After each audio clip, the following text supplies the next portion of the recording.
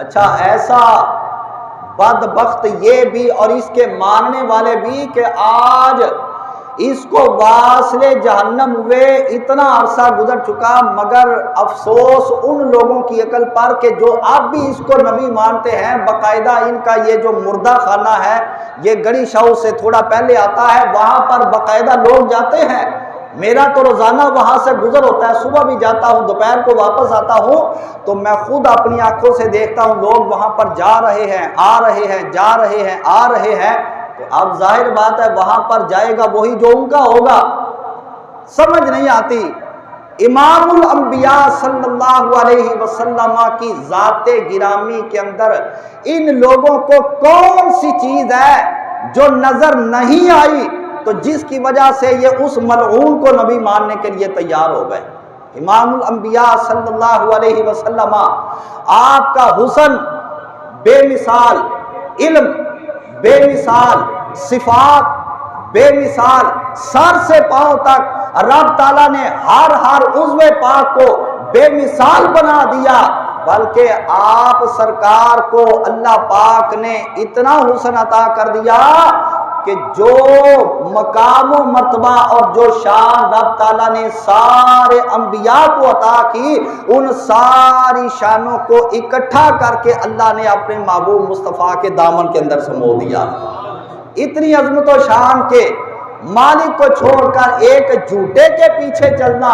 یہ جھوٹوں کا کام تو ہو سکتا ہے، مرتدوں کا کام تو ہو سکتا ہے، کبھی ایمان والوں کا کام نہیں ہو سکتا۔ 1974 کے اندر ہمارے علماء اہل سنت نے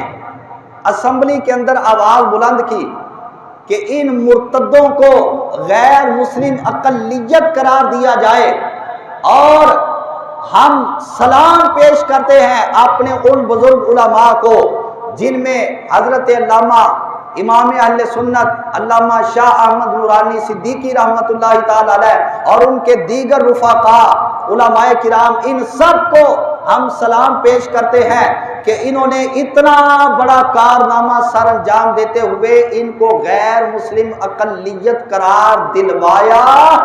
مگر افسوس کی بات یہ ہے کہ ایک طرف کہتے ہیں پاکستان کا آئین آئین آئین، اب آئین پاکستان کے مطابق یہ اپنی عبادت گاہ کو عبادت گاہ نہیں کہہ سکتے، اس کو مسجد نہیں کہہ سکتے، اور بھی آئین کی روح سے ان پر پابندیاں ہیں، مگر وہ سارا کچھ کر رہے ہیں۔ آج ان کو پوچھنے والا ہی کوئی نہیں، کوئی پوچھنے والا نہیں ہے۔ ان کی لگام کو جناب والا ڈھیلا چھوڑ دیا گیا، اور جب اس نے دعویٰ کیا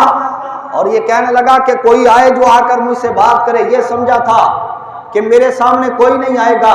مگر رب تعالیٰ نے گولڈا کی سرزمین سے حضرت پیر سید میر علی شاہ تاجدار گولڈا کو اس کام کے لیے منتخب کیا۔ آپ نے فرمایا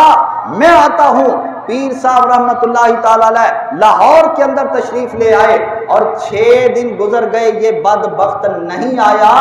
اور اس نے کہا تھا کہ جب میں مناظرہ کروں گا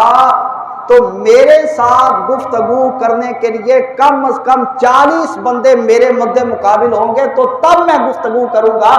اس کو اتنا ناز تھا اپنے اوپر کہ میں جناب بڑا صاحب علم ہوں، مگر ادھر رب تعالیٰ نے پھر اپنے ایک ہی مرد کلندر کو ایسا اس کے مقابلے کے اندر کھڑا کیا کہ یہ سامنے آنے کی تاب نہیں لا سکا۔ رب تعالیٰ نے اتنا ذلیل کیا کہ اس کو جناب والا پیشاب خانے کے اندر واصل جہنم فرما دیا۔